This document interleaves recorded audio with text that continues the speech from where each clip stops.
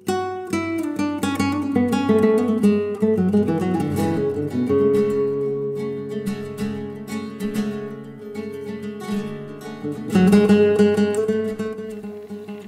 had an interesting childhood.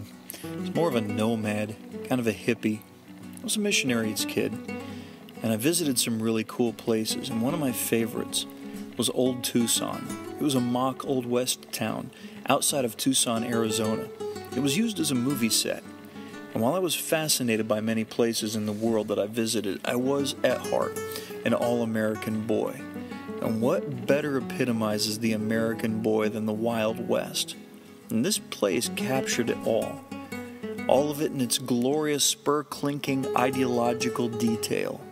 You know, John Wayne walked these streets once, and to some folks that makes this place about as holy as, well, Jerusalem. You can just hear that dusty drawl utter sentences that would make the outlaw wish he had a change of underwear. And of course, now I know that when they yelled, "Cut," Mr. Wayne grabbed his bottle of fizzy water and headed over to his trailer for a rub-down. Such is Hollywood. But when I was a kid, I didn't really care what famous muckety-muck shot a movie here. I'd load up my toy Peacemaker with my imaginary deadly plastic bullets, twirl it around a couple of times, and drop it in my plastic holster. I cinched up the string on my blood-red hat, adjusted my bandana. My imagination would wander, and before I knew it, well, I was Wild Bill, standing in the middle of this dusty street, eyebrows gathered as my furrowed forehead pointed my imaginary enemy to make intense eye contact with his worst nightmare. My heart beating in my chest, sweat beading on my forehead. I was only too sure that while he was fast, I was faster. Now, there's only two kinds of cowboys out here in the Old West, the quick and the... And suddenly I would hear it. I'm not even going to try to imitate it, but it was a long, "Billy." It was my mom's voice, and it broke my concentration. She'd say something like, "We're going to the pony rides, and after that we'll get ice cream." I mean, was she kidding? Cowboys who trade lead with murderous horse thieves don't go on pony rides. Now the attendant lifts me onto the back of Lightning. Mom and Dad watched, big grins, Kodak cameras flashing, while I'm led around a yard. At least that's what they saw. But in my mind, no, I was in full gallop on the back of a stallion, arrows whizzing past my head. The horse winces as an arrow pierces its left flank. It's stuck fast, but old Lightning isn't going to slow up and let his faithful friend lose his scalp. No siree. I turn and empty my 6-shooter over my shoulder. "Ride's over, kid," says the attendant. What is with these people? Just right when it's getting good. I actually visited Old Tucson again a while back. I just happened to be in the area, and I got there a little too late, so I sat in the parking lot thinking back on some good days. It just didn't feel quite right to drive all the way out here and turn around and just drive away.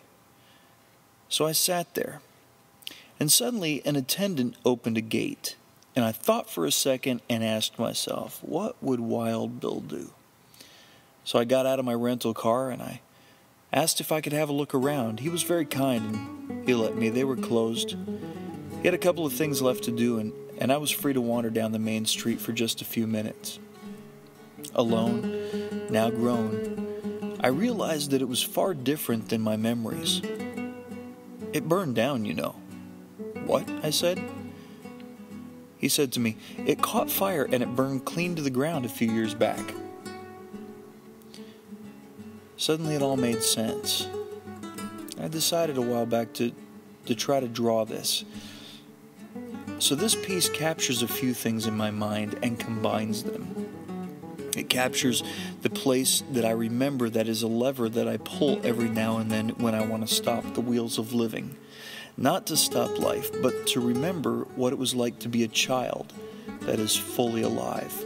It captures that place, though now in flames, as it might have been. And the drawing itself is much like the father and son piece I did a few months ago. It has a look that's a lot like my memories. A little blurry, sort of fuzzy. These squiggly lines like I've had way too much coffee before I draw. Yet it's full of detail if you're willing to take the time to look closely. And this piece also captures, and this is my favorite part, the fearless, adventurous heart of a child who is not running away from the scene in fear, but is rather so much more aware of the other world, the world in his imagination, that he's unwilling to allow the brutality of reality to make him leave that other place. And it is a place, for no one can create by themselves, for themselves, so much happiness from something that does not exist on one level or another.